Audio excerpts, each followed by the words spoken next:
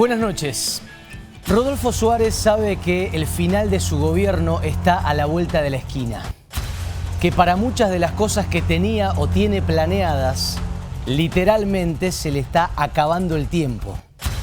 Pero probablemente más grave que eso sea otra certeza que ya rige en el gobierno y que tiene que ver con otro término que va a haber antes, igual de decisivo, pero mucho más adelantado que ese final de gestión.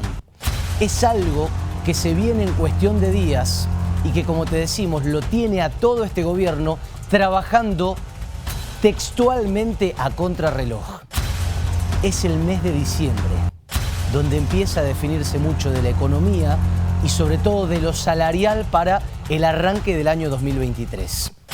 Faltan 40 días para que pese sobre nuestras cabezas este terrible desafío que va a tener toda la gestión Suárez, todo aquel que componga el Ejecutivo, toda la gente que está afrontando estos últimos 13 meses de gobierno en definitiva. Se viene para Suárez el último diciembre de sus 4 años de gestión. Con todo lo que trae en sí mismo, con todos los problemas que arrastra ya per se, pero además con todo lo que trae por 3 años en los cuales no pudo plasmar, al menos al 100%, su idea de legado para la provincia de Mendoza. ¿Podrá hacerlo en estos meses que quedan? Esta noche en Séptimo Día vamos a hablar del gran conflicto que se viene en ese sentido y que el Ejecutivo ya ve de frente y del cual tiene todas las luces en la cara. Enfrentarse al peor fin de año en términos de inflación de las últimas 3 décadas. Suárez y compañía van a afrontar las peores cifras inflacionarias de los últimos 30 años en la República Argentina y obvio en Mendoza.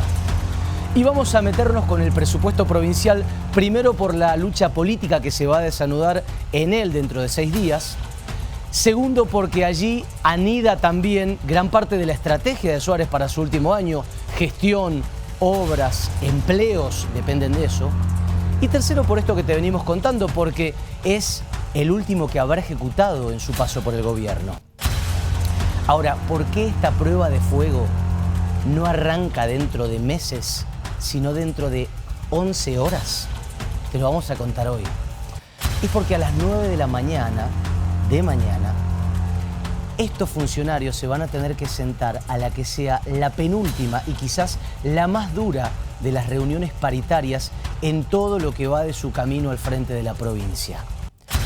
Lo primero que le van a plantear a esos trabajadores que viven esa inflación y que la traducen en reclamos y en malestar es que se defina cuánto se va a ganar en enero, febrero y marzo del año que viene. Algo con lo cual este gobierno no ha tenido que lidiar en ninguno de los años anteriores, definir ese trimestre inicial. Y claro, ¿quién puede saber con cuánto uno va a salir parado de ese enero, de ese febrero y de ese marzo? ¿Quién puede saberlo si ni siquiera se sabe cuál va a ser la inflación de este mes que ya se nos está escurriendo, para el cual quedan nada más y nada menos que 12 días? Sí hay cosas claras, pero son preocupantes. Hay una cosa clara, por ejemplo, que es que desde la última vez que se sentaron a negociar, el piso de precios de la Argentina saltó del 4 al 6%. La inflación estructural mes a mes de nuestro país pegó un respingo de 2 escalones y ahora es este su ritmo, 6-7% mes a mes. Y allí está escrito el gran eje del problema. Y es que parece prácticamente imposible de resolver. El gobierno no puede anticipar cuál será su aporte para solucionarlo, porque nadie puede saber cuánto es lo que se va a necesitar. A las paritarias de mañana, según sondeos que nosotros hicimos en los gremios más grandes de la provincia, algunos trabajadores van a llegar, escuchá, con un 8% por debajo de la inflación en sus salarios. Según sondeos que nosotros hicimos, están en un 60 respecto al 68,2 que mide la DEIE desde diciembre del 21 para acá. Insisto, esto no es exacto. ¿Por qué? Porque hay en el medio bonos que también se computan como parte de porcentaje. Hay ítems especiales que reciben ese porcentaje y para algunos se van para arriba y para los que no los tienen se quedan igual. Y sobre todo no es exacto porque en más de una ocasión hemos pedido este dato puntual al gobierno y por ahora se nos es negado. Van a hablar recién mañana. Pero ese es el número. Y no es lo único que está establecido. Si el gobierno pretendía cerrar noviembre con un 72, no hay forma real, concreta, de que en diciembre empar del 100.3% que se prevé de inflación para el 2022. 100.3%, que se va a hacer visible ¿cuándo? En el último mes de esta gestión. O mejor dicho, en el último diciembre, para ser precisos, de esta gestión. El gobierno ya empezó a reconocer lo difícil que va a ser. De hecho, textualmente Suárez dijo, vamos a hacer lo posible para acercarnos. ¿Alcanzará? Este gobierno tiene el desafío inusitado en 40 años de democracia de hacerle frente, primero, a un torbellino de precios imparable, segundo, a gremios muy combativos, en parte por eso, y encima a un gobierno nacional de signo político contrario. Inédito en 40 años de democracia lo que le toca a Suárez y compañía. Es decir, de cómo salga parado en los próximos meses, de la forma en la que atraviese ese escenario complejo, también se van a sacar conclusiones del famoso legado.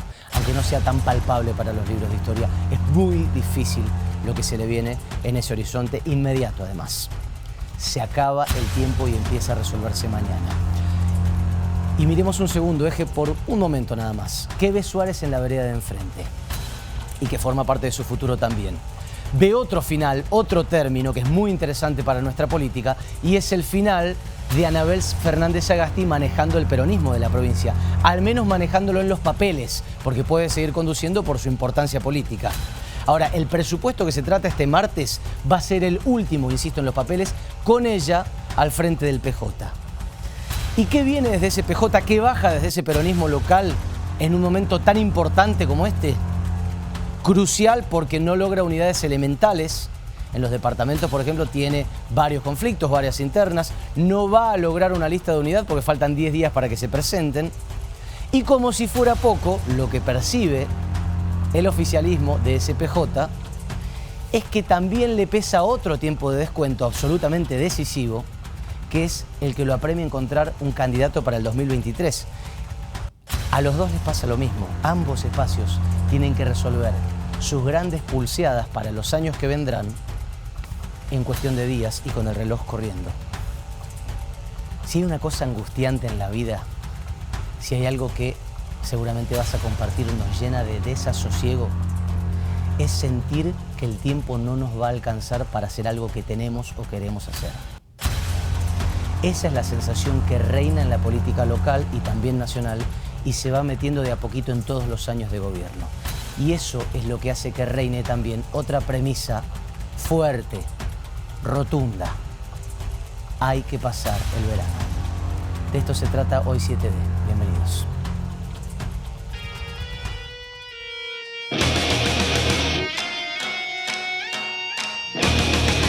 Es una ley que es infinitamente superadora al actual esquema de funcionamiento de la Suprema Corte de Justicia, que va a traer mayor celeridad. Probablemente no sea el proyecto óptimo, pero es el proyecto posible. Llegaron a un consenso, permitieron que hoy tuviera el acompañamiento casi absoluto de ambas cámaras. Creo que fue un proceso institucional muy importante porque, bueno, es parte del proceso de diálogo democrático entre los poderes. Creo que hoy nuestra responsabilidad está puesta en estabilizar. Nuestro desafío más importante es bajar la inflación. Yo quiero decirle a cada trabajador y a cada trabajadora de la Argentina que no estamos olvidándonos de ellos, que vamos a seguir trabajando por ellos. Tratar de lograr que el precio esté impreso en la etiqueta para que conforme pasan las semanas podamos ver este orden de precios en la góndola. Vamos a hacer todo el esfuerzo para alcanzar a la inflación de manera tal que el salario del empleado público no pierda con la inflación.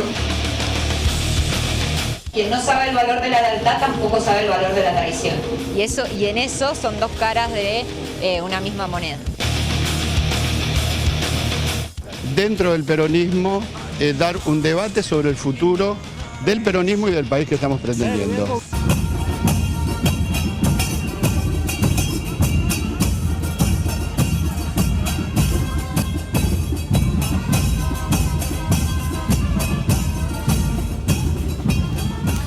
Muy buenas noches, ¿cómo estás? Bienvenido y bienvenida a Séptimo Día, 22, 21 minutos, 14 grados, una décima. ¿Qué hacen los gobiernos con tu plata? ¿Cómo deciden lo que va a pasar con tu plata? La respuesta a eso está en los presupuestos. Y por eso hoy vamos a hablar del presupuesto 2023 de la provincia de Mendoza con la presencia de Agustina Fiadino. ¿Cómo le va, Agustina? Hola, Juli. Hola, chicos. ¿Cómo les va? Buenas noches. Rosana Villegas. ¿Cómo dice Rosy? ¿Cómo estás? ¿Todo bien? Todo bien. Y el señor Pablo Esteban Gerardi, directamente importado desde San Rafael. ¿Cómo le va? ¿Están? Buenas noches. ¿Todo bien? Un gusto estar acá. Bienvenido. Bueno, lindo programa que tenemos hoy. Sí, claro. Porque además, ¿de qué vamos a hablar? De las internas en el PJ. Sí. Ya acá tenemos... me pusiste la línea casi que la voy a decir yo. Claro. Vos vas a hablar de, sí, de las internas en el PJ. Estás nominada. Vas a contar qué, por ejemplo, hoy. No, bueno, vamos a ver qué... Vamos a contarle por dónde empieza esa a ver... En el barrio le dirían calentura. ¿La calentura? Pero esa suba de temperatura, para decirlo de manera más políticamente correcta, en el peronismo, ahí cuando vos estabas hablando en la editorial, la veía a una de nuestras invitadas decir... Y vos hablabas de la interna del peronismo y una de nuestras invitadas... Una de nuestras invitadas, y ya las podemos poner al aire, es Mercedes de Rache. Hola Mercedes, bienvenida. ¿Cómo estás? Hola, buenas noches. ¿Cómo va? Buenas noches. Voy a retomar tratarla de usted, Mercedes, como hacemos con todos los invitados. No hay problema. Te tuteé en la primera, vuelvo a usted. ¿Todo bien? Todo bien. La ponchamos porque viene del riñón y de la parte de Flor de Estefanis, que es una de las, en teoría, contendientes de esa interna peronista. Sí, claro. Así que vamos a estar hablando mucho. ¿Va a responder sobre eso también, Mercedes? Sí, por supuesto. No solamente de presupuesto. Sí. Por supuesto. Y está también Jorge López, uno de los especialistas en presupuesto que tiene el ala oficialista Cambio Mendoza. Buenas noches, Jorge, ¿cómo va? Buenas noches. ¿Todo bien? Gracias por venir. Muy bien, gracias. Segunda vez que viene en esta temporada. Es verdad. Sí, claro. Exactamente. Lo cual oportunidad. habla de que lo hemos tratado bien. Muy bien, sí. Que lo diga él, si no. Y habla de que... que no lo diga, si lo tratamos mal. Habla de que el oficialismo confía en los números que tiene López para venir y contarlos, ¿no? Hace años que confía, ¿no? Claro, en los números de López. Sí, Sí, claro. eso le vamos a preguntar. Y son los dos contadores, chicos. Sí, por así eso. que con números nos van a correr en esta noche. Bueno, vamos a tratar de hacerlo a menos, de que sea comprensible. Por eso arranqué con esa pregunta: ¿qué hacen los gobiernos con tu dinero? ¿Y cómo lo deciden? Que es una de las posibilidades para abordar el tema. Pero también vamos a hablar de por qué el plan del agua parece que se pospone un poquito. Lo trae Agustina Fiadino. Sí, un poquito bastante, por te diría. Es una reunión. Y de paritarias que arrancan mañana y con de todo, dirían en un canal de Buenos Aires. Hacemos primero redes, que es lo que se viene esta noche en Twitter de Séptimo Día, con un hashtag que marca que, Rosy. Justamente lo que estabas adelantando, presupuesto en 7D, de eso se trata lo que les estamos consultando, como para que ustedes nos dejen también su parecer, su crítica, por qué no su mirada respecto de en qué se debería gastar el presupuesto 2023, como decía Julián, el último presupuesto de la gestión de Rodolfo Suárez. Así que los leemos y por si lo tienen que recordar, nuestro Twitter es @séptimo_día. Muy bien, en un ratito arrancamos a preguntar con todo. Bienvenidos antes que nada, Mercedes de Rache. ¿Cómo le va? Hola, buenas noches. Y Jorge López, ambos legisladores de Muchas la gracias. provincia y especialistas en esto, por eso los queríamos tener hoy, porque ya el martes habrá discusión de presupuesto. Una de las mayores críticas que hace el peronismo a esta gestión, quizá la anterior también, es deciden ahorrar, muestran su superávit, pero no lo ponen en algunos temas clave, como por ejemplo pagar salarios o resolver de mayor manera el grave conflicto que tiene OSEP. Por dar dos ejemplos. La pregunta concreta para arrancar es: ¿está mal que el gobierno provincial quiera ahorrar dinero, Mercedes? No, por supuesto que no está mal, siempre y cuando entendamos que están cumplidas las obligaciones que tiene el Estado provincial, el Poder Ejecutivo específicamente, en cumplir con las obligaciones que tiene en los distintos servicios que presta el Estado, como es salud, educación, seguridad. Entonces, si están ya todas estas situaciones dadas y cumplidas por parte del Estado, sí está bien un ahorro, pero cuando no tenemos todo por parte del Poder Ejecutivo cumplido, yo creo que el ahorro en realidad demuestra una ineficiencia en la prestación de los servicios básicos que debe prestar cualquier Estado provincial. 2 o 3 ítems para usted incumplidos, ¿y cómo se cumplirían? Uno, el tema salarial específicamente, creo que es un tema que ha afectado a todos los mendocinos, a todos los empleados públicos de la provincia, porque el aumento salarial que ha tenido ha sido en menor medida de la inflación. Entonces, esto se demuestra básicamente con los números. Hoy el porcentaje de ejecución que tiene los salarios es mucho menor al aumento que tuvieron los recursos.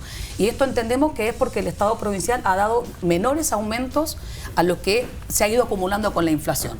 Entonces siempre... A la recaudación por inflación. Totalmente. Entonces esto es en perjuicio del empleado público, porque a su vez los aumentos salariales se hacen sobre una base que es a principio de año y no es acumulativo. Entonces, como que se pierde el aumento durante el año y, en definitiva, esto es en perjuicio del empleado público, básicamente. Entonces, déjeme preguntarle ahí a Jorge y de paso ya le damos el paso a los chicos. Lo que está diciendo el peronismo, y por ejemplo estuvo en boca de uno de los líderes gremiales hoy más importantes que tiene la provincia, como es Correa, de la CTA, Gustavo Correa, es... El gobierno, o mejor dicho, el Estado provincial en los últimos 2 meses logró una recaudación de 30 millones de pesos solo por vía impuestos, obviamente recaudación. De ese excedente tendría que salir el aumento salarial. ¿Está bien plantear esto o es un error? A ver, primero vamos a partir de un contexto que ningún incremento salarial que haya dado el gobierno de Mendoza se haya dado por decreto. Todo responde a los ámbitos institucionales que tiene la provincia para definir los incrementos salariales. Siempre se han respetado las paritarias y es el ámbito que institucionalmente tiene el gobierno de la provincia para definir los incrementos salariales. En un contexto de inflación donde, a ver, retomemos a la pauta de gastos que hoy tenemos vigente, que a pesar de que nos puede haber quedado absolutamente desactualizada, fuera de contexto, contemplaba una inflación del 33%. Díganme ustedes, estamos hablando de índices que están por encima del 90%.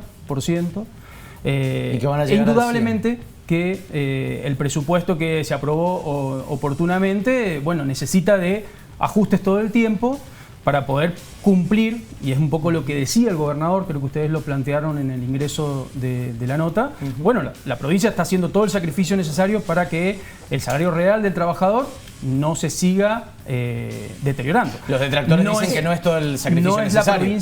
No es la provincia, digamos, la responsable de los niveles de inflación que tenemos. Eso está totalmente claro. Sí.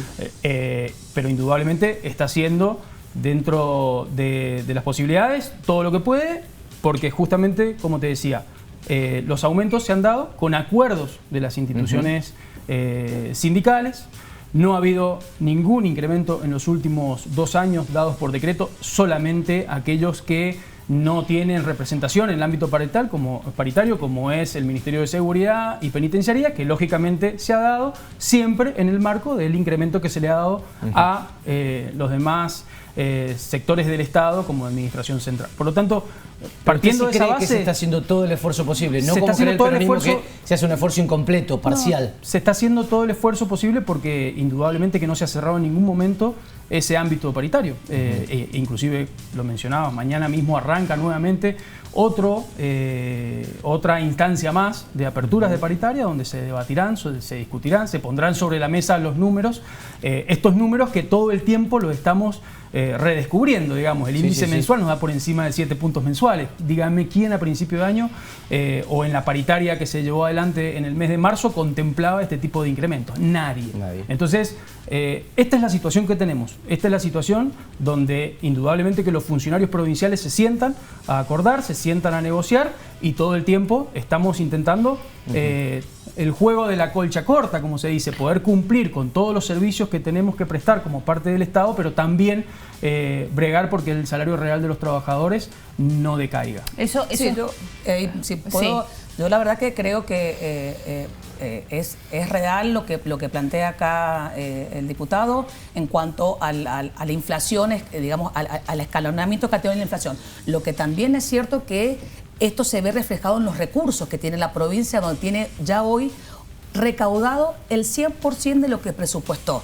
O sea que les queda libre octubre, noviembre y diciembre, recursos totalmente libres que obviamente podrían ocuparse para mejorar el tema salarial, que no ha sido necesario. Yo le planteé el tema de la colcha corta. Bueno, pero vos tenés la posibilidad justamente de que la colcha, digamos, hacerle un remiendo para que alcance y no cubra. Es tan corta. No es tan corta, digamos, exactamente. Yo creo que es una decisión política del gobierno provincial, siempre en perjuicio de los empleados, no no tener los salarios acordes. De hecho, tenemos los salarios más bajos del país en un montón de situaciones, en educación, en salud. En educación no. Sí, bueno, pero rondan los más bajos. Él planteaba el tema de lo que es el tema respecto al presupuesto de la cuota salarial, y como te decía, hoy, al 30 de septiembre, el Estado todavía no gasta porcentualmente lo que le correspondería para lo que es salario. Es decir, le va a sobrar más plata todavía de la que tiene por la recaudación. Entonces, digamos, el Estado provincial, a nuestro entender, no ha hecho el esfuerzo suficiente para que los trabajadores tengan un salario digno. Porque por otro lado, lo que está bueno plantear es lo siguiente, y a lo mejor es una pregunta más para el Ejecutivo. Por un lado, uno puede mejorar el salario de los empleados públicos, pero me parece que otra cosa distinta es mejorar el recurso. Lo que podría llegar a ser, por ejemplo, incrementar personal en los hospitales, que es un reclamo continuo que tienen desde AMPROS. Ahí es cuando se plantea también, incluso desde el sindicato, que la sábana es lo suficientemente corta como para vos arreglás una situación paritaria, pero al mismo tiempo tenés faltantes en distintos sectores. ¿No podría en ese caso, Jorge, hacer el esfuerzo y destinar dinero también a mejorar los recursos del Estado? ¿No se plantea antes de, por ejemplo, generar un ahorro? ¿Se entiende la pregunta? Sí, lo entiendo. Bueno, a ver, indudablemente que salud puede tener necesidades de personal, y con cualquier área de la que hables sí, va a puede tener ser de necesidad infraestructura, con las escuelas. La realidad es que si hablamos en salud, este gobernador no hace más de un año, digamos, en el contexto de pandemia, pasó a planta a más de 3.000 agentes, y eso es una demanda que estaba desde parte de los sindicatos de hace años, y sin embargo se pudo, digamos, no es que no se esté llevando adelante el reconocimiento o cumplir con lo que plantean en distintos ámbitos las autoridades, digamos, que participan del ámbito paritario. Indudablemente, cuando llega el momento de paritar, el grueso de los reclamos tienen que ver, por lo que mencionábamos al inicio de la nota, por un reclamo salarial, porque en este contexto donde la inflación indudablemente que nos supera mes a mes o día a día, digamos, bueno, todo parece quedar corto, ¿no? Entonces, el grueso de los reclamos termina siendo, indudablemente, y con razón, digamos, tiene que ver con un incremento salarial. Pero también hay un pedido clave ahí y bastante concreto por sigan sumando a la gente que necesitamos que esté en planta. Y de hecho, hay una problemática en o mejor dicho, en este estado actual con los contratados. Sí. Muchos de los que se van profesionales, hemos tenido, inclusive bueno, cuando estuvo la ministra lo estuvo planteando, muchos profesionales se van del Estado porque no les conviene, digamos. Claro. No es que, y hay problemas inclusive con algunos servicios y demás, porque bueno, hay muchos profesionales que tienen mejor oportunidades o en otro sector o en otro... Sí. Por eso no es un país secundario, termina siendo un problema de lo que te mencionaba nuevamente al inicio. Es de un contexto inflacionario donde ningún sueldo alcanza, donde indudablemente aquel que tiene más especialización, el que tiene más herramientas para poder prestar sus servicios en otro ámbito o en otro lugar, se va, digamos. Entonces, pero no es que el tema que recursos el tema que recursos la provincia tiene para afrontar mejores salarios. Y no solamente, no solamente mejores salarios, sino también que estén los profesionales suficientes en el tema de salud. Yo se lo planteaba a la ministra el día que fue, a ver, ella planteó un montón de cuestiones que han hecho, de programas, de inversión. Ahora, algo tan sencillo como las mamás o los papás que llevan sus hijos a la salita de guardia, a los centros de salud, los médicos no existen, no están los pediatras, hacen horarios partidos de 8 a 11, lunes, miércoles y viernes. O sea, Mercedes, usted está diciendo que va la gente a los centros de salud y no hay pediatras para atenderlos. Pero se ha sido el reclamo de todo el invierno, básicamente en el tema de pediatría. Ella planteaba que en realidad no hay tantos profesionales. Bueno, pero también es cierto que no hay profesionales porque no están los salarios acordes. Sí. Sin ir más lejos, en el hospital Perrupato de San Martín hubo un reclamo importantísimo durante el mes de invierno, que digamos, más allá del tema de la caldera y demás, eran colas y colas de gente esperando para ser atendidos por los pediatras. Entonces digo, es una decisión del Estado también no invertir, porque es una inversión en definitiva en salud, poner los profesionales suficientes en cada una de las especialidades y también con un buen salario, porque recursos tienen, a esto es lo que voy, no es que no hayan recursos, hay un superávit que del año pasado de más de 30.000 millones de pesos que tienen... No, continúe. Que tienen en inversiones, que un poco vos me planteabas, ¿está mal ahorrar? No, no está mal ahorrar, pero siempre y cuando tengamos los servicios cubiertos, los médicos necesarios, las escuelas en condiciones, digamos, hay un montón de cosas que hay antes de ahorrar. Eso es a eso que también queríamos hacer foco, digo. Lo que está diciendo la senadora es, el Estado tiene un superávit, viene arrastrando y vienen diciéndonos, bueno, las cuentas están ordenadas. ¿De cuánto es hoy el superávit que tiene el Estado mendocino y fundamentalmente a qué debería destinarse entonces si es que se entiende o entiendo que parte del gobierno dice los ahorros no deberían destinarse a gastos corrientes? ¿A qué entonces? En realidad los superávit o los remanentes de los ejercicios se están destinando a financiar obra pública. Desde el presupuesto del 2022, que teníamos un remanente de 10.000 millones de pesos, se destinó a financiar parte de la obra pública. Obra pública que la necesitas financiar cuando no tenés autorización de uso del crédito, tenés que financiarla o con remanente de ejercicios anteriores o con resultados positivos que tengas en el ejercicio. Indudablemente que para eso se destina. Este presupuesto también contempla un remanente para el ejercicio 2022 de 17.000 millones de pesos, que también es parte del financiamiento que se utiliza para financiar nuestros planes de obra pública. Un plan de infraestructura de más de 60.000 millones de pesos y un plan de trabajos públicos, de capital, de más de 110.000 millones de pesos. Entonces, lo que están diciendo el peronismo es que también la obra pública está subejecutada. No, en realidad no lo dice el peronismo, están en los números, digamos, la subejecución. El año pasado hubo un superávit real de 30.000 millones que están en inversiones financieras de la tesorería. Pedimos un informe para que justamente, que nos digan dónde están, cómo están, en qué inversiones, para poder discutir el presupuesto. No hemos tenido respuesta, pero existen, los 30.000 millones están declarados en los estados contables que presentó la contaduría.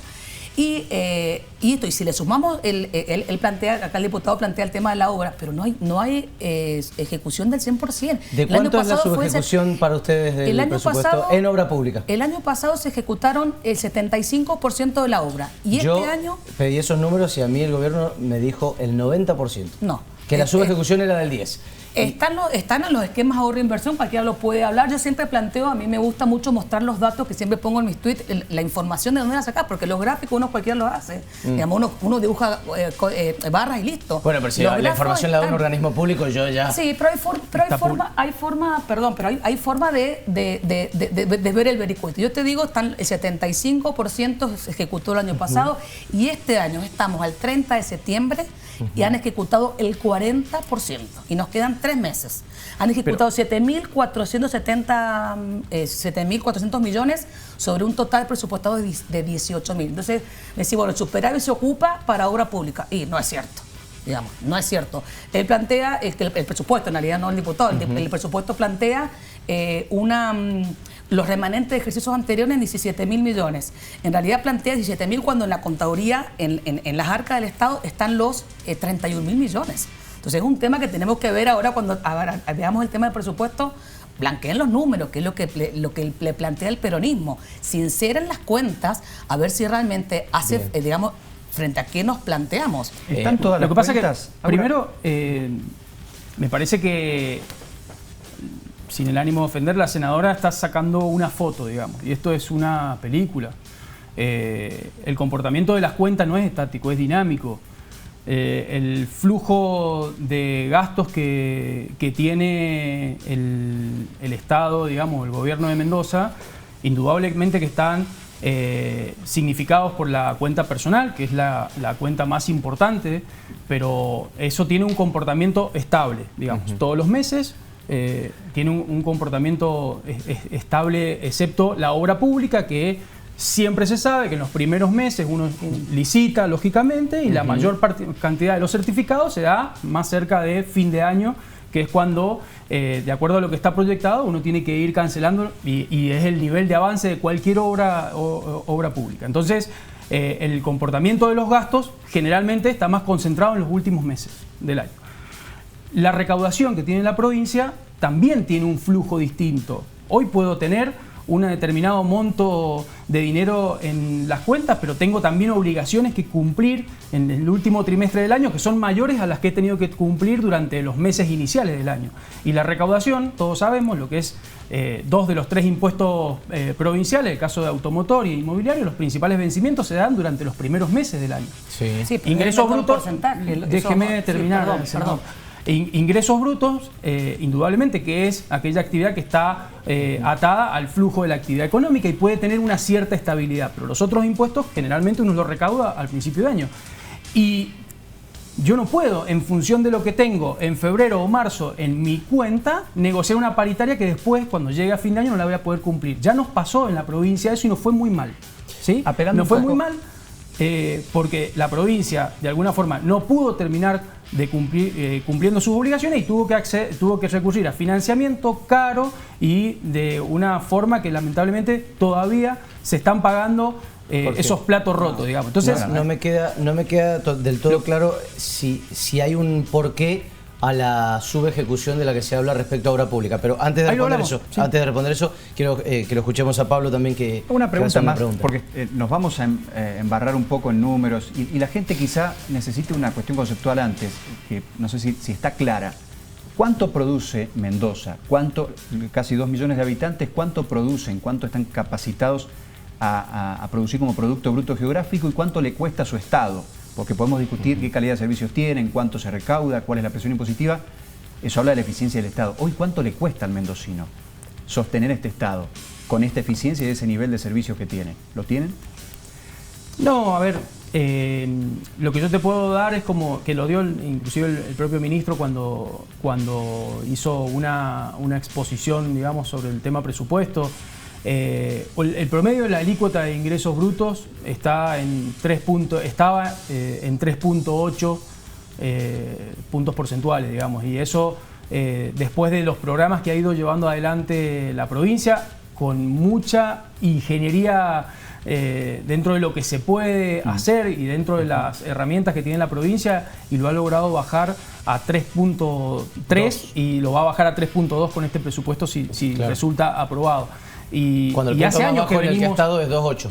Y en el 2006, 2007 teníamos aproximadamente 2.7, que era el promedio de la alícuota, digamos. Entonces, ahí le hemos puesto aproximadamente un punto porcentual, un 50% de incremento a la presión impositiva que ponemos desde la provincia de Mendoza. Claro. Está bien, pero digo, después está lo que hacen con la plata. Yo digo, de todo lo que uno aporta, que uno podría sacar algunas cuentas fáciles, pero da la impresión de que la mitad de lo que uno paga en cualquier concepto va a impuestos. Entonces, ¿cuánto cuesta el Estado mendocino hoy de la riqueza que produce un mendocino? Hoy día, los impuestos que pagás, el 40% son impuestos, o sea, la recaudación que tenemos nosotros en nuestra provincia, el 40% es por recaudación de los impuestos provinciales. El 60% es lógicamente lo que recaudamos por coparticipación de los impuestos nacionales, que indudablemente son impuestos que se pagan en Mendoza, que es parte de lo que genera el mendocino, pero que indudablemente van a la nación, y por una cuestión de recaudación después se coparticipa en cada una de las provincias. Hoy el presupuesto total de la provincia de Mendoza, en cuanto a los gastos totales, digamos, teniendo en cuenta no solamente los gastos corrientes, sino también los gastos de capital, estamos hablando de 840.000 millones de pesos. Sí, ahí sí puedo colar algo respecto a todos los ingresos. Me parece que vamos a reconocer, digamos, el trabajo que he venido haciendo esta gestión en cuanto a algunas reducciones de algunas alícuotas. Ahora, lo que también está claro es que la recaudación en ingresos brutos, un poco lo que planteaba acá el diputado, obvio que es estable y que acompaña el ritmo de la inflación. Los impuestos automotor y inmobiliario, como bien planteaba, que son al principio de año, pero no mueven la aguja en cuanto a la recaudación. ¿Qué quiero decir con esto? Que es permanente el aumento de recursos a través de ingresos brutos. Lo importante acá, creo yo, como un poco lo que planteaba Pablo, es digamos, qué recibe el mendocino de este presupuesto. Y ahí es donde nos tenemos que abocar y trabajar sobre un presupuesto que sea participativo, que contenga las necesidades de los distintos departamentos, de los mendocinos, tanto en educación, en salud, de contingencias climáticas. Digamos, hay un montón de temas que tenemos que abocarnos desde el oficialismo y nosotros para trabajar en un presupuesto que se vea digamos, para que sirva para la gente, en definitiva, más allá de los números, porque por ahí es verdad, uno habla de números y ¿Cómo uno se enreda. ¿Cómo se hace que un presupuesto le sirva a la gente que sea participativo? ¿Qué significa un presupuesto participativo? Y lo que pasa, por ejemplo, nosotros este año el presupuesto llegó, no hubo, digamos, vemos que no es un presupuesto que atienda las demandas de la gente, que sea participativo, porque en ningún momento se llamó a los intendentes de todos los, al menos por lo menos del peronismo, no se los convocó para ver cuál es la necesidad, si queríamos tal obra, tal otra. Digamos, se armó el presupuesto, se confeccionó y se envió, digamos. Entonces, no tenemos forma de ser parte de este desarrollo de la provincia. Y no se da ni siquiera ese diálogo intendentes-gobierno a través de los ministerios, que por ejemplo aparezca de Estefanes y diga, che, yo necesito esto, y se lo plantea a ISAM, o se lo plantea a AIGRO, o se lo plantea a Irrigación. Digo ministerios como digo áreas del gobierno. Sí, para la preparación del presupuesto, sinceramente, los municipios nuestros no han sido convocados para armar el presupuesto. Por esto digo, es un presupuesto que se lo planteé también a uno de los ministros, que no es federal, porque no contempla las necesidades de todos los departamentos de la provincia. No es federal. Está todo, y entonces el endeudamiento menos está todo concentrado en el Gran Mendoza. Si vos ves las obras que, digamos, excepto algunas obras muy puntuales, pero la mayor parte está concentrado en el Gran Mendoza. Y cosa que se lo planteamos, porque necesitamos... Claro. ¿Agusí? Sí, hay una duda que tengo y es la siguiente. Noto cierto temor de algunos funcionarios que siempre hablan de la necesidad, en función de lo que nos pasó sobre el final del gobierno de Pérez, que terminó, recordemos... Pero fue sobre el final del gobierno de Pérez, pero de todas maneras será caótico para la provincia no poder pagar sueldos. Esa es una realidad.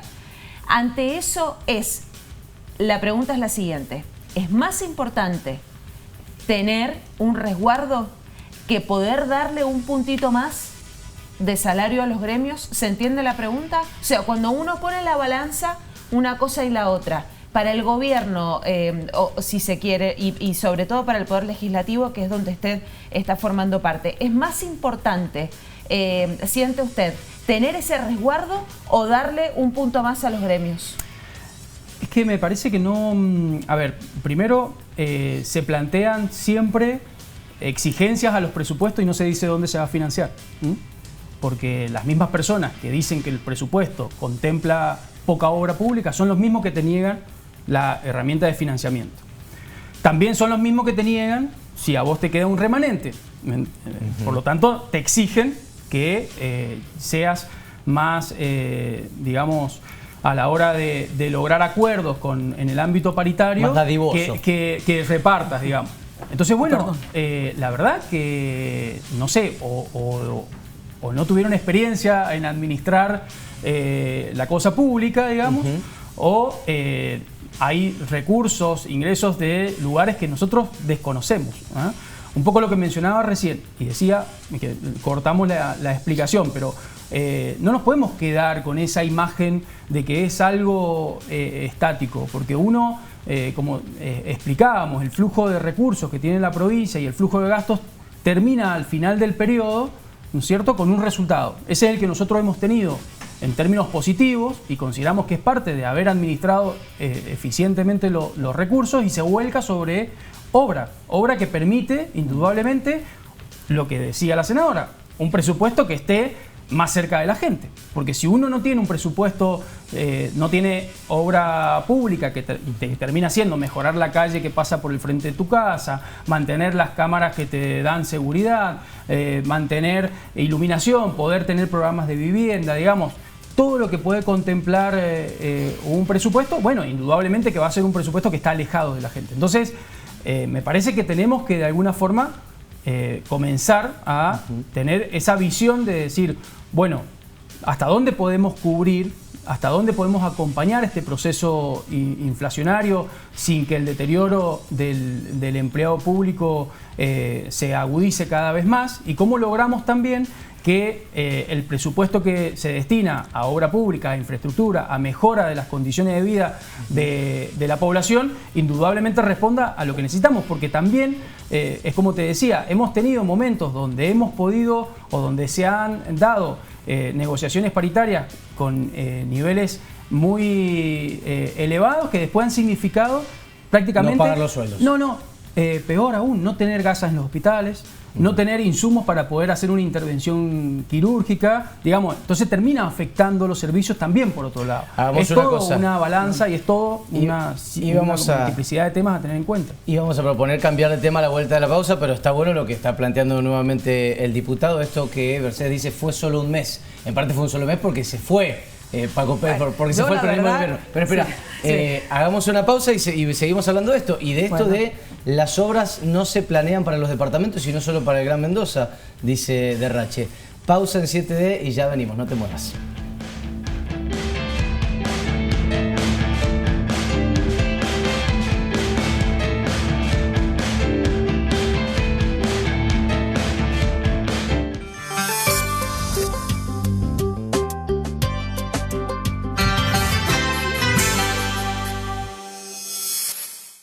En Mendoza, con Enlazados, logramos unir sueños con progreso. Mi nombre es Facundo Lucero, trabajo en Colsa. Soy Leticia Marchetti, soy de la empresa Colsa.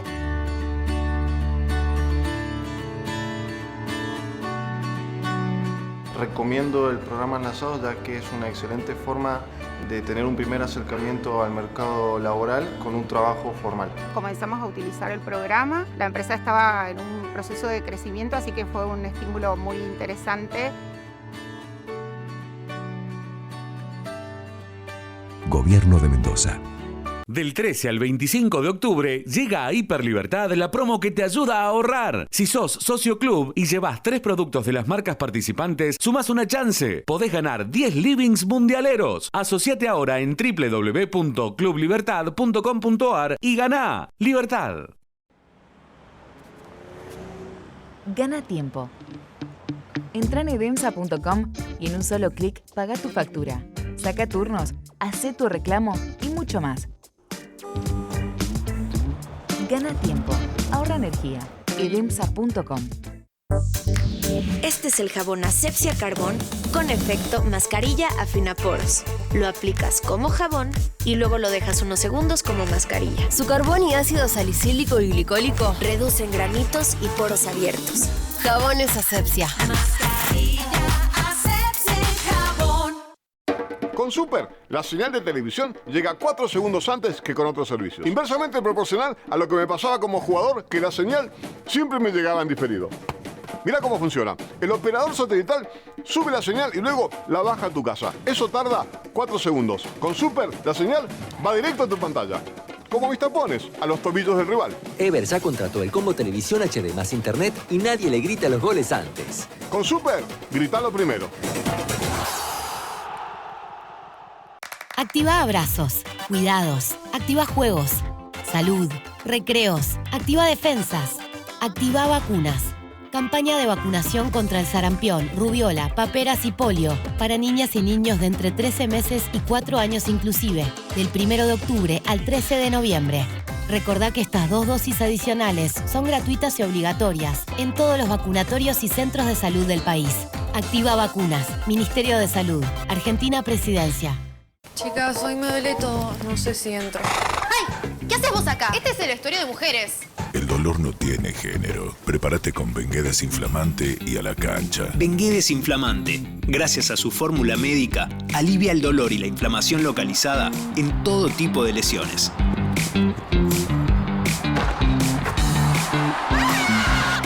¡Gracias, caballo! Bengué Desinflamante, imparable contra el dolor. Gana tiempo. Entra en edemsa.com y en un solo clic paga tu factura. Saca turnos, hace tu reclamo y mucho más. Gana tiempo, ahorra energía. edemsa.com.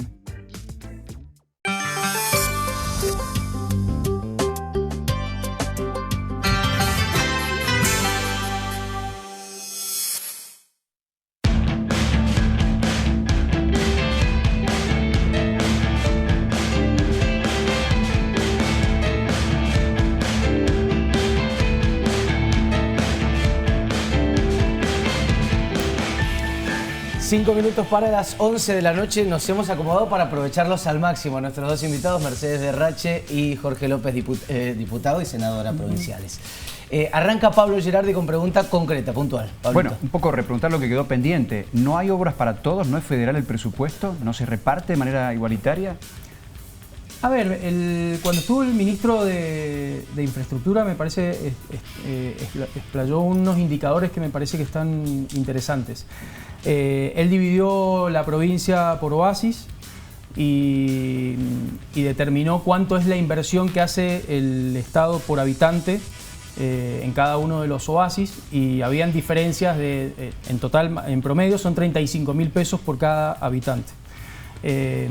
Y habían diferencias de 1.000 a 2.000 pesos entre uno y otro oasis. Por lo tanto, podemos, en términos generales, tomar ese indicador. Me parece que eso muestra que está distribuido en todo el territorio de la provincia de Mendoza. Después, indudablemente, que hay obras que tienen impacto en el Gran Mendoza, porque no le podemos pedir al Metrotranvía, digamos, que tenga impacto en San Rafael.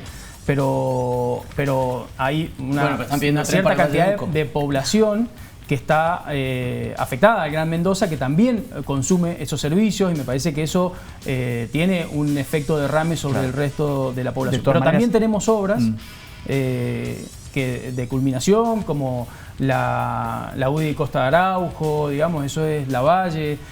Tenemos obras planteadas que tienen que ver con la doble vía de ingreso a Rivadavia, que ya fue negada, es la tercera vez que lo planteamos. Pablo también ha sido parte de esos debates cuando ya teníamos fuente de financiamiento a través del fondo fiduciario, y que también fue una de las obras que se bajó, el acueducto de La Paz.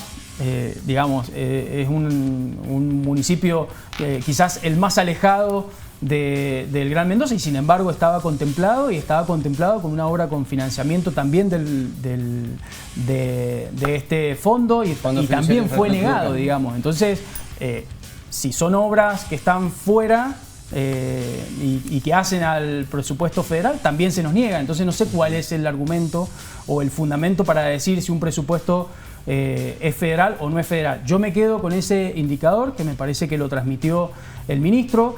A mí me parece que las necesidades que van surgiendo a la hora de elaborar un plan de obras, que este plan de obra tiene un gran impacto sobre todo lo que tiene que ver con AISAM. Por eso cuando estuvo el ministro, estuvo el presidente de AISAM y fue parte de la presentación. Se hace con reuniones que no se hacen una semana antes de la elaboración del presupuesto, se hace con el trabajo de todo el año y con la determinación de cuáles son las necesidades que va teniendo cada uno de los departamentos. Pero la reunión fue una semana antes del presupuesto.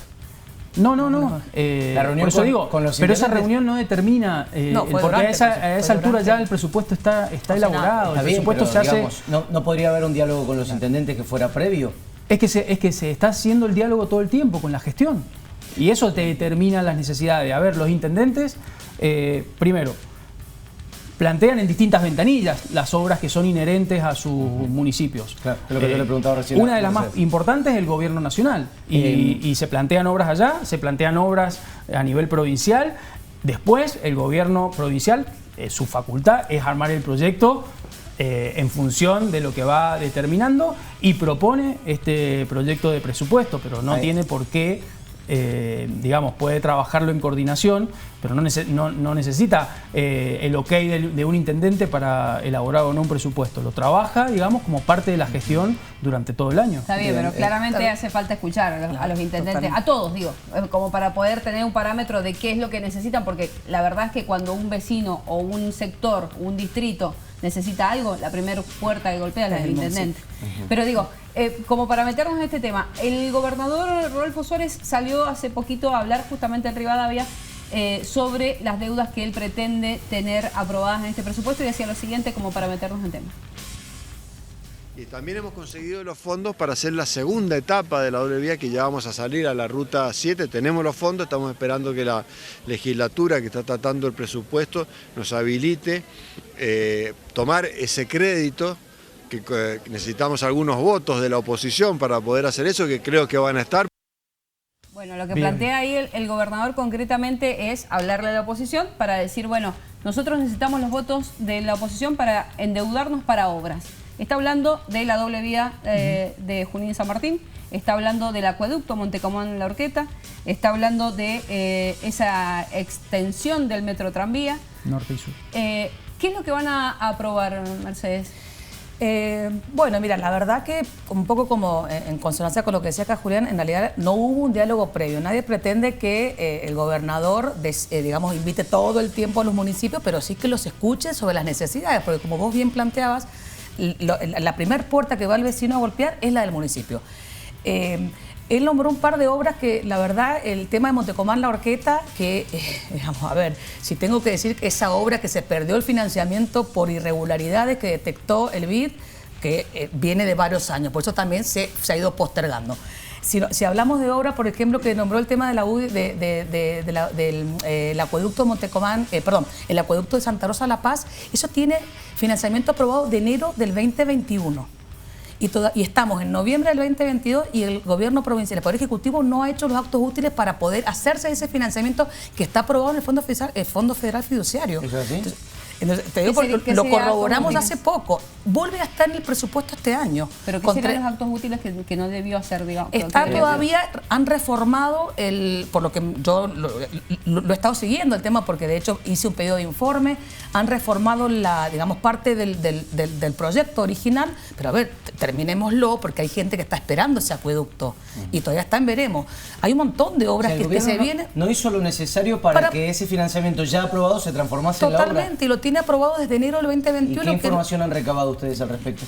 Yo me comuniqué hace un mes, poner un mes y medio, con el Fondo Fiduciario, y me comentó esto, justamente, que habían habido modificaciones en la traza, cuestiones técnicamente operativas, pero estamos en en octubre del 2022, ha pasado un año y medio. Santa Rosa La Paz. Santa Rosa La Paz. Que no forma parte de este presupuesto. Ese no está en el presupuesto. No, sí está. Sí está. El pedido para financiamiento, ¿no? No, perdón, claro. No para financiamiento. Sí, como obra, no están pidiendo tomar deuda para hacerlo. No, por supuesto, bien. No es para obra.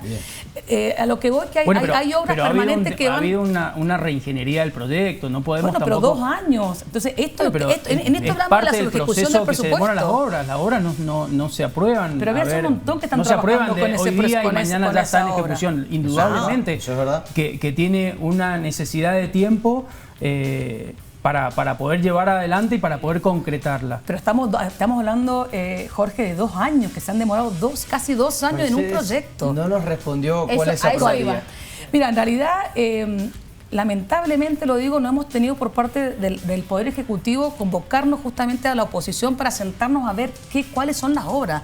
O sea, nos han comentado en esta presentación que se hicieron en las comisiones cuando vinieron los ministros, pero no hemos tenido el conocimiento real de qué se trata, a quiénes van a beneficiar, cómo es. O sea, estamos solamente con una exposición que hizo el ministro rápidamente en 1 hora, hora y media, 2, donde tuvimos que ver un montón de números, un montón de información. ¿Cómo que no fue así? Primero y principal, fue así. Justamente, esas reuniones que se hacen con los ministros es para sacarse todas las dudas con lo que viene contemplado en el proyecto de presupuesto. Pero a vos te parece que en 1 hora y media podamos ver 282 millones de dólares para invertir en 1 hora y media. Primero y principal no fue 1 hora y media. Tuvimos 3 horas 45 minutos con el Ministerio de Infraestructura. Fue una de las reuniones más largas. Bueno, porque justamente que hubo bueno, pero entonces no le quite mérito al trabajo que hemos hecho en la legislatura y al que usted ha sido parte, porque usted ha sido una de las legisladoras que más ha participado junto con la diputada Garnica.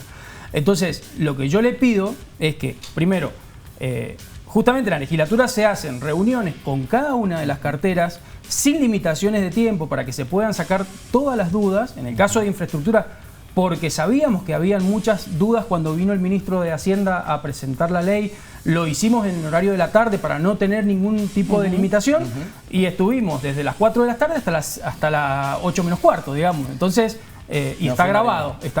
No, sí, puede ser que la hora y media, quizás en el caso, entonces, es verdad, en el caso de infraestructura, es verdad, fue una larga tarde porque tuvimos, la verdad que fueron muchas horas.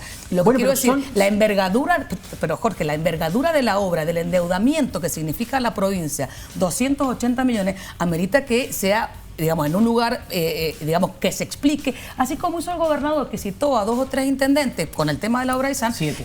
Bueno, sí, es de verdad. Sí, es de todos los que, digamos, los que van beneficiados por decir la obra grande de Aysén. Bueno, presentémonos con los diputados, con los senadores, a poder ver el trasfondo de esa obra. Nadie ha dicho que no los va a aprobar. Lo que estamos pidiendo es, hablemoslo, veamos los números, porque también acá sí se vuelve a colar el tema del superávit. Nosotros creemos que con el superávit que vienen acumulando, con el presupuesto como está planteado, cómo se va a dar el año que viene, tienen fondos suficientes para hacer varias cosas. No sé si las 4 obras que están planteadas en los 280 no para cubrir los 280 exacto, millones. Pero tienen suficiente como para avanzar ampliamente con el presupuesto. Entonces, ¿qué dijimos? Bueno, sentémonos a ver los números, que digamos, pero no las apuradas. No dije, digamos, que por ahí el ministro Igro es verdad, estuvo, fue una larga tarde, pero endeudar a la provincia nuevamente con 282 millones de dólares, que venimos con una obra, con una deuda de Cornejo de 560 millones de dólares, impagable, donde pagamos más de 40.000 millones de intereses, es el 60% más de lo que se gastó en obra en estos 4 años. Entonces, es serio el tema. Quiero escuchar algo, pero hay puntos institucionales que están respetados. Hay reuniones en las comisiones que duran 5 horas. Hay sesiones en la Cámara para definir si se aprueba o no. Y encima, en algunas obras puntuales, un gobernador cita 7 intendentes, digamos.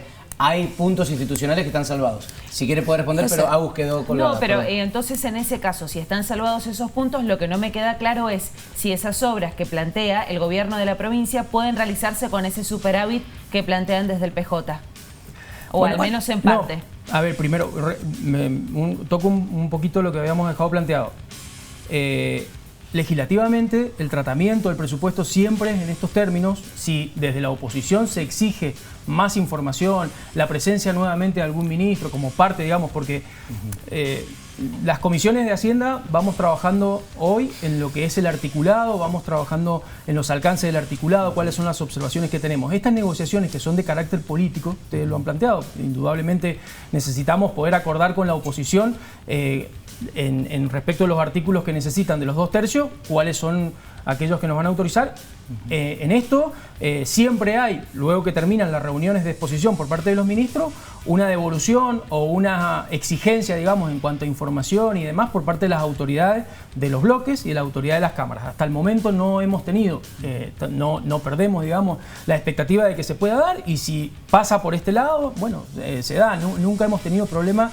De hecho, hemos tenido en algunos casos más reuniones específicas sobre alguna obra en particular, teniendo en cuenta que muchas han ido relacionadas con financiamiento internacional, y estas operatorias siempre necesitan de más información por la especificidad y demás. No hay problema, digamos, eso, si ese es el problema, lo coordinamos. Hasta el momento no hemos tenido, eso no significa que no se vaya a no vaya a ver. Y respecto a lo que preguntabas, el remanente proyectado este año, cumpliendo con lo que se tiene previsto, indudablemente que con la recaudación prevista y demás, el remanente son de 17.000 millones de pesos. Y ese remanente ya está contemplado para financiar parte del plan de obra pública, que es la obra, en una gran parte es continuidad, y el resto también es obra nueva, que tiene que ver con vivienda y demás, obras que ya están planteadas dentro del presupuesto.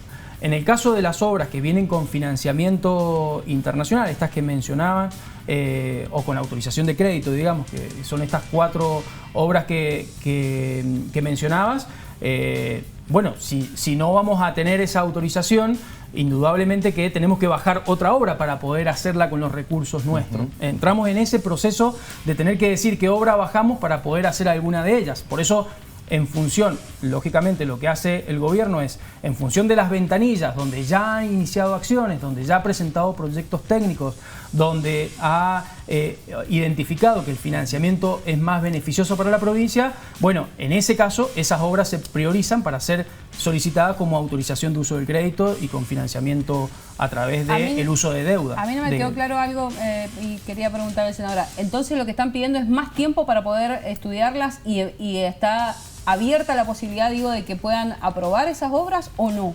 No, por eso, no estoy diciendo un no estoy diciendo un sí, estamos diciendo que estamos justamente en análisis, no hemos tenido la convocatoria específica para poder tratarlo. Tengo entendido que el jefe de bloque nuestro lo planteó al Ejecutivo, que ahondemos en las obras y en el detalle del endeudamiento. Pero mira, recién mencionaba el tema del Metrotranvía. El Metrotranvía está previsto para este ejercicio con rentas generales. porque está previsto la obra para este ejercicio. ¿La misma obra? La misma obra. 115 millones de dólares. Entonces estamos diciendo, bueno, en este momento el dato exacto te lo paso, pero ¿por qué no lo han hecho en este ejercicio? El tema del Metrotranvía estaba previsto con renta general. Entonces, ¿para qué endeudar si tenemos la plata en este ejercicio?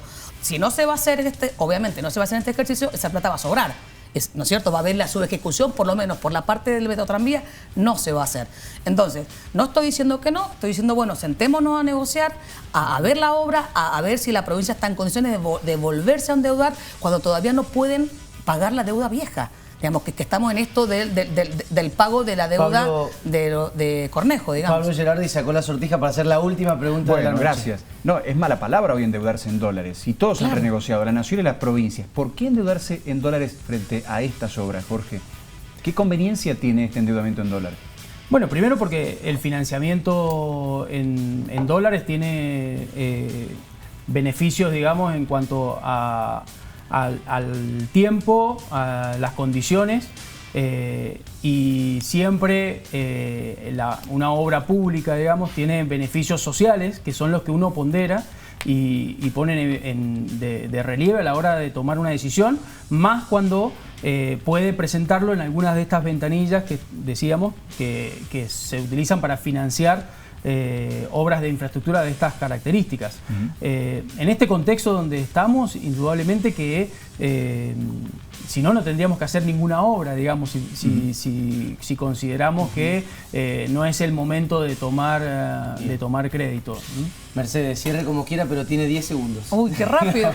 ¿Cómo pongo todo en 10 segundos? No, bueno, la verdad que nuestra postura es trabajar para el crecimiento de Mendoza, y ahí nos van a ver dispuestos al diálogo, dispuestos a hacer cosas en común, siempre en beneficio de los mendocinos. Mercedes Derrache, Jorge López, muchas gracias a los dos por haber venido. Gracias a ustedes por la invitación. Hacemos una pausa, ya venimos con más, no te muevas de ahí.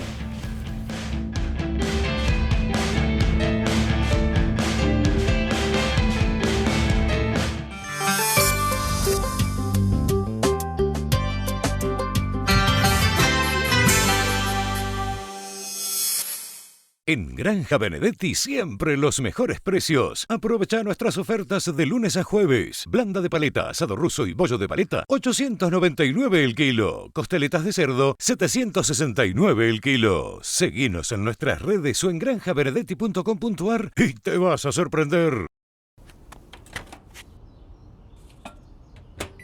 Gana tiempo. Entra en edemsa.com y en un solo clic paga tu factura, saca turnos, hace tu reclamo y mucho más. Gana tiempo, ahorra energía. edemsa.com.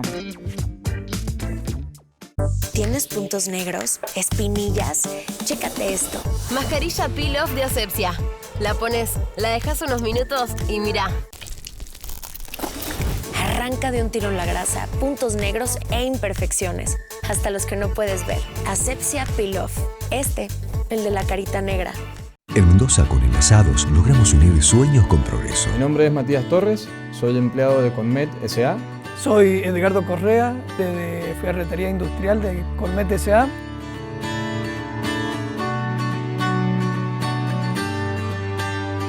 Me pareció una iniciativa más que alentadora, ya que me permite tener una relación laboral estable. Un programa muy sencillo y ágil, cumplen con lo prometido en tiempo y forma.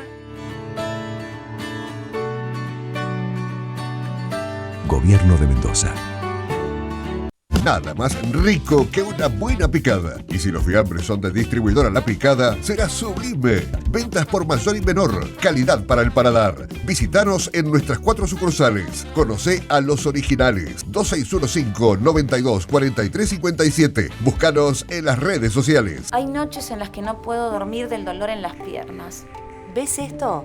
Lo que te causa ese dolor son las válvulas de tus piernas que no están funcionando bien. Yo te recomiendo que uses Goicochea Flevo. Es un medicamento en crema con toxerutina que actúa en forma tópica sobre tu piel para que sientas alivio inmediato y logres resultados visibles. Nueva Goicochea Flevo. De Goicochea, desde hace décadas, el especialista en piernas. Con Super, la señal de televisión llega 4 segundos antes que con otros servicios. Inversamente proporcional a lo que me pasaba como jugador, que la señal siempre me llegaba en diferido. Mira cómo funciona. El operador satelital sube la señal y luego la baja a tu casa. Eso tarda 4 segundos. Con Super, la señal va directo a tu pantalla. Como mis tapones, a los tobillos del rival. Ever ya contrató el combo televisión HD más internet y nadie le grita los goles antes. Con Super, gritalo primero. Con Lomecan un día estás a esto de aliviar una infección vaginal. De la noche a la mañana, el óvulo actúa directamente en el origen del problema, aliviando los síntomas como ardor, inflamación, picazón y hasta el cambio en el flujo. Lomecan es tan efectivo que de la noche a la mañana te levantás como nueva para seguir con tu vida. Con Lomecan óvulo un día, la infección vaginal desaparece de la noche a la mañana. Comenzó la campaña nacional de vacunación contra sarampión, rubiola, paperas y polio. Del 1 de octubre al 13 de noviembre, todos los niños y niñas entre 13 meses y 4 años deben recibir una dosis adicional de vacuna triple viral y antipoliomelítica. Llévalos a centros de salud o vacunatorios de hospitales públicos. La vacuna es gratuita, obligatoria y no requiere orden médica. Gobierno de Mendoza.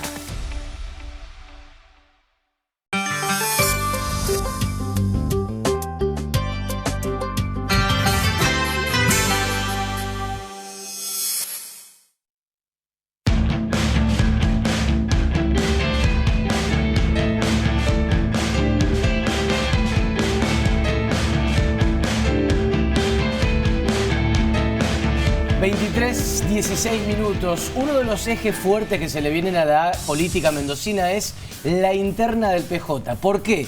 Porque básicamente se va a definir si se desacopla del cristinismo, del kirchnerismo, de todo ese sector de Unidad Ciudadana y de Sagasti, lo que es el peronismo local. Y si se desacopla, ¿a dónde va? ¿A dónde va? ¿A dónde va? ¿Hacia dónde? Se queda en el PJ. Y uno cree que es al PJ tradicional, pero la data posta... ¿Y cuál es ¿Quién el la tiene? PJ tradicional? Claro. ¿Y cuál es el PJ tradicional? Mire, me voy a acomodar, casi que me voy a acodar a escuchar la Villegas. ¿A dónde va la gente cuando llueve? Decía algún cantante. El punto es que, por lo que se vislumbra, esa ansiada unidad, ese consenso al que todos apuntan, finalmente parece casi imposible dentro del PJ. ¿Por qué? Porque, por un lado, como vos decías, está esa figura de Flor de Estéfanis, que es la que estaría ungiendo a Anabel Fernández Sagasti para que sea la próxima presidenta del PJ, pero debería ir acompañada, de alguna manera, con referentes que pongan por su lado Emir Félix, como uno de los líderes del sur, y por otro lado Matías Estebanato, como uno de los jefes que más convocatoria tienen dentro del Gran Mendoza. Pero por el otro lado aparece esa figura que es la que estamos viendo en la placa, que es la de Guillermo Carmona, secretario de Malvinas. Ahí radica parte de la grieta, porque Carmona y su sector, que son los disidentes, están impulsando la candidatura de Fernanda Lacoste, también maipucina. Claro. Como para decir, ¿saben qué? Nosotros no estamos tan de acuerdo en todo lo que ustedes están planteando. La verdad es que le han hecho varios cuestionamientos. Dijeron que, por ejemplo, el último congreso lo hicieron por Zoom. Sí, que el último congreso lo hicieron por Zoom. Y del otro lado responden, y esto lo leí en tu nota, Rosy, del Diario 1, le dicen, es papelonesco que quieran hacer esta interna ahora. Lo quieren hacer solo para quedarse con sectores de la política, con algún cargo, que da lindo para preguntárselo a Mercedes Derrache, que obvio va por Flor de Estéfanis, si realmente lo creen así, que del otro lado están haciendo un papelón. Pero además ahora, pataleó, a mí me llama la atención algo para justamente hacer hincapié en lo que estás diciendo. Cuando cierto sector, pongámosle del oficialismo, del peronismo, dice, son unos papeloneros planteando esta diferencia, a la par dicen, este pataleo lo hemos hecho todos. Y cada vez que hicimos este pataleo era para conseguir algo. Yo quiero preguntar algo para que opinemos todos. Es la vieja política. Para que opinemos todos. ¿Está el peronismo como para tender estas divisiones? Tiene 6 intendentes y 3 líneas internas dentro de esos 6 intendentes. Tiene departamentos en los cuales tiene una interna insalvable. Guaymallén es uno. Llegaron a una lista pero a regañadientes. En La Valle tienen 4 candidatos peronistas. 4 candidatos para reemplazar a Rigui. Y en todo esto, a la víspera casi de perder por 6ª vez consecutiva. No sé si alguna vez en la historia el peronismo perdió 6 elecciones consecutivas en Mendoza. Creo que nunca. Y tenés sectores del PJ que, aunque no lo digan nunca, al menos por ahora, en realidad están mirando, más que dentro del Frente de Todos, están mirando el Frente Renovador. Y la posibilidad de eventualmente poder realizar ahí un acercamiento en función de lo que pueda pasar con la figura de Sergio Massa. Bueno, pero, ahí le agregás un condimento más. Juli preguntaba si está el PJ para esto. Yo digo, está el PJ, está obligado a darse este debate, porque viene de un derrotero de derrotas, valga la redundancia. ¿Está obligado a darlo así? Está obligado a buscarle la forma, a animarse, quizás renovar aprovechando el nombre del otro Pero frente. ahí la que pierde es en el debate Anabel, porque cuando Anabel, que es la que ha venido representando al Partido Justicialista en los últimos años, ha tenido resultados en las elecciones que no han sido los mejores. Sí. Entonces, en esa pulseada, los del PJ tradicional le van a decir, no, bueno, pero ¿y entonces por qué tendríamos que dejar que vos pongas a la próxima presidenta del PJ? Hay alguna cosa relativa. Pero también, si uno mira los números, ninguno de los que dicen ¿por qué vos tienen mejores números para mostrar? A ver, ¿quién discutiría? Puede ser. Adolfo Bermejo sacó muy poquitos números más que Anabel en su elección. Bueno, por eso también.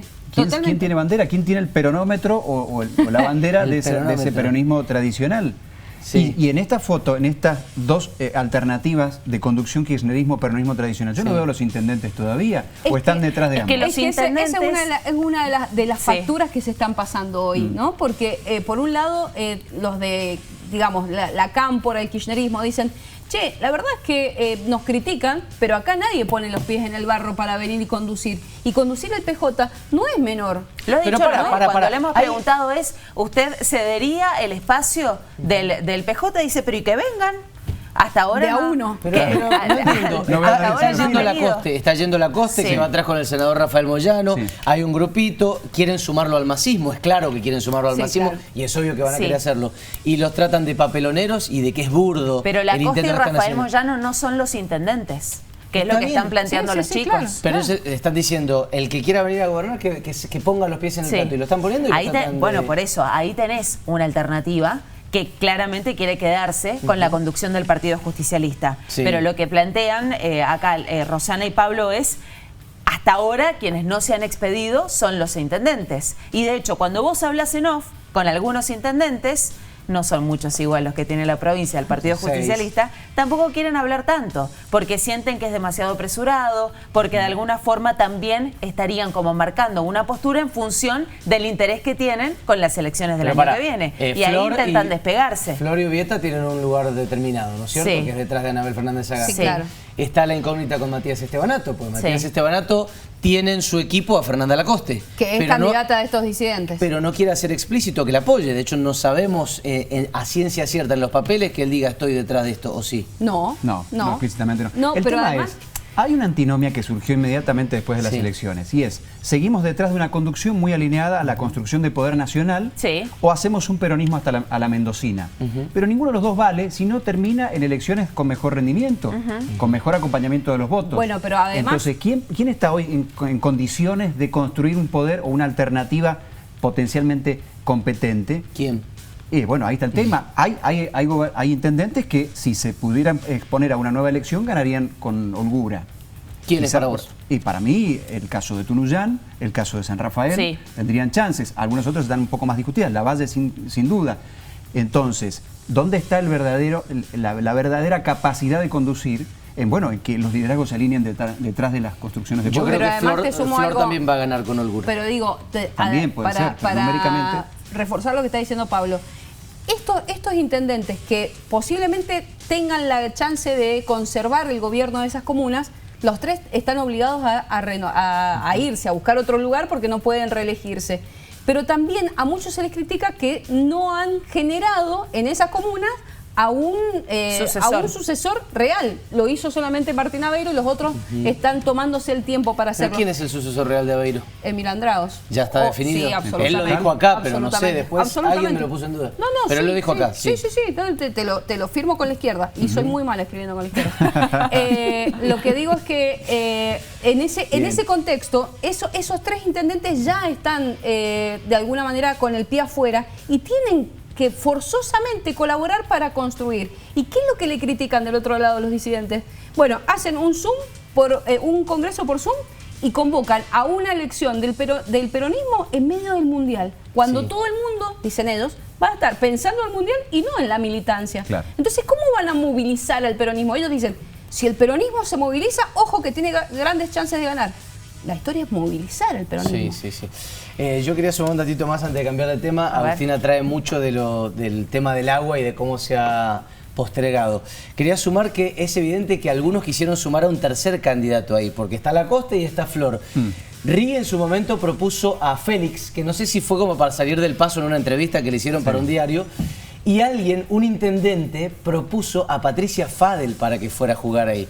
Yo consulté con el sector de Patricia Fadel y me dijeron absolutamente nada. No hay forma, ni siquiera nos lo han pedido, y si lo pidieran tampoco habría ganas. Pero digo, es claro que alguien quería poner un tercero ahí, o para que alguno pasara por el medio, y que ese tercero iba a salir del periodismo todavía más tradicional. Mira vos. Interesante, qué sé yo, verlo. Agustina, ¿qué pasa con el plan del agua de...? Con el plan del agua, con el plan hídrico, viene un poco verde. El Aquaplan. El Aquaplan. Rodolfo Suárez. ¿Lo podemos bautizar así como el Aquaplan de Rodolfo ¿Qué pasa? Suárez? Contanos. Bueno, nosotros arrancamos esta semana estando completamente seguros que iba a haber una reunión a la que se iba a sumar Sergio Marinelli, tal como lo habían pedido algunos intendentes que dijeron el mismo Rie. Por ejemplo, acá tiene que estar sentado Sergio Marinelli. Para tratar el Aquaplan tiene que estar el superintendente general de irrigación. Bueno, todos pensábamos que esa reunión efectivamente se iba a dar esta semana. Esa reunión no se va a dar esta semana, probablemente tampoco se dé la semana que viene, pasaría recién, vos hacías la cuenta para principios de noviembre. Sí, exactamente. La pregunta es, y es la que dejo también sobre la mesa, si no se avanzan con algunos puntos más finitos, y recién hablábamos de endeudamiento, ¿la oposición va a dar los votos como para aprobar un endeudamiento de no sé cuántos millones de dólares? Porque también entrábamos en el dilema de si eran 130 o 200 millones de dólares para aprobar este plan hídrico para del que se tienen pocos datos. ¿Se entiende la pregunta? Sí, claro. Entonces vos estás planteando que tal vez la oposición está supeditando su aprobación a qué pase con este encuentro. Y es muy probable. Que no va a ser esta semana. Porque lo que quieren es un plan ejecutivo más concreto, que es lo que le han reclamado incluso desde el mismo oficialismo. Algunos del mismo oficialismo están diciendo no hay un plan ejecutivo. Un intendente, por ejemplo. No hay cuestiones concretas en relación a este plan, a este Aquaplan del gobernador de la provincia, Rodolfo Suárez. Con la urgencia que hay, ¿no? Exactamente. Pero además, digo, metiendo una pastillita, en este Aquaplan que estamos titulando nosotros, está también los pedidos, por un lado del intendente, como decía Agustina, del intendente de Luján, Sebastián Maragañolo, y también el de Maipú, Matías Esteban. Entonces, ¿cómo va a actuar esta oposición? Digo, si en principio este plan también contemplaría el beneficio para una comuna que ellos gobiernan. Claro. Es claro que el plan de Suárez tenía una línea, un trazado, y que se le fue abriendo, se le fue bifurcando hacia el pedido de que se meta irrigación, porque la cartera de Marinelli tiene mucho que ver con la agricultura de la provincia, y ya corriéndose del Gran Mendoza. O sea, le están pidiendo, bueno, ¿y esto cómo va a afectar o cómo puede beneficiar a los que tenemos que regar en San Rafael, en el Valleduco, etcétera, etcétera?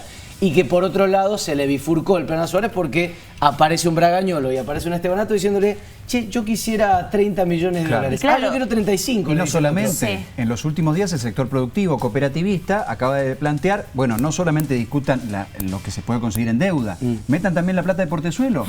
Por si faltaba poco. Por si faltaba poco. Y ahí sí hay muchos millones. Lo que está bueno para decir es que todavía ni Luján ni Maipú tienen respuestas a las propuestas que ya presentaron oficialmente, que fueron pedidas por el gobernador de la provincia.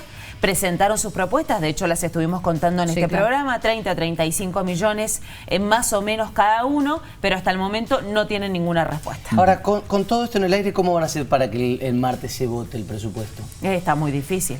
Negociaciones todo el fin de semana, o sea, negociaciones en el buen sentido de la palabra. Yo no tengo la certeza de que se vaya a votar. Ah, mira. Salvo que tengan caída la deuda. Salvo que tengan caída la deuda. ¿Salvo qué? Que tengan caída la deuda, o sea, que no apuesten a aprobar el endeudamiento. Que el peronismo le diga no te apruebo ese endeudamiento. No, que ni siquiera hagan el oficialismo diga, bueno, listo. Que naufrague. Lo cual no sería muy lógico. O que baje. Eso pasó en el primer presupuesto que discutieron. Pedían 360 y fueron a 160. Bueno, nos tenemos que ir, nos quedamos con ganas de seguir hablando. Pablo tenía un lindo detallito de cómo es un presupuesto electoral y no electoral. Y nos quedó paritarias, pero bueno, algo hablamos en la previa. Bodega Privada nos acompañó como todos los miércoles, así que les agradecemos muchísimo. Vamos a ir a cerrar este día miércoles tomando un vinito y además gracias a Distribuidora La Picada, con los cuales y con cuya compañía invaluable pudimos cenar antes de arrancar este 7º día. Así que gracias a ellos y fundamentalmente gracias a vos por estar como siempre, como cada miércoles del otro lado. Chau, Rosy. Buenas Chau, noches. Pablo. Sí, Chau, te dejo Pablo. con el puñito. Hasta mañana. Chau, Agus. Adiós. Hasta mañana, quédense en el 7. Chau.